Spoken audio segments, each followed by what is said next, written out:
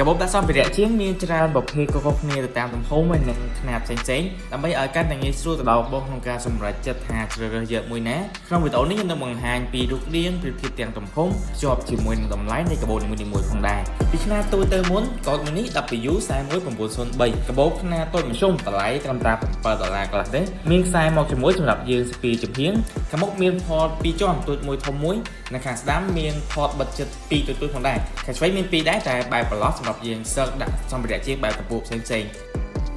ខណៈបន្ទាប់គឺធំជាងមុនបន្តិច W41902 តម្លៃ$10 5កាក់ចំណុចខុសគ្នាគឺបាតមួយនេះខាងក្រោមជាប្រភេទក្តារជ័ររឹងនិងមានរូតដែលប្រភេទមុនហ្នឹងគឺប្រភេទអត់មានបាតហើយអត់មានរូតទេខ្សែសម្រាប់ស្ពីក៏មានដូចគ្នាផងដែរប៉ុន្តែបន្ថែមដៃដែលយើងអាចយួរបានផកកណ្ដាលគឺលាតពេញធំល្អហើយសងខាងមាន2ផតបន្ថែមទៀតខាងមុខគឺមាន2ទូចៗនិងខាងក្រោយមាន4ថែមទៀតបើយើងធៀបគ្នាពីរនេះគឺមានទំហំຂະຫນាតខុសគ្នាច្រើនគួរសមដែរចំណែកទី3នេះគឺតម្លៃ$13.75ຂະຫນាតធំ W41901 ដូចមុនប៉ុន្តែຂະຫນាតធំជាងមុនមានបាតខាងក្រោមធំមានរូតមានខ្សែស្ពីចំហៀងនិងអាចយួរដៃបានផតសងខាងគឺមានដូចគ្នាខាងមុខគឺធំល្អជាងមុននិងខាងក្រោយមាន4ផតដូចមុនដែរតែដាក់គ្រឿងជាងបានច្រើនជាងមុន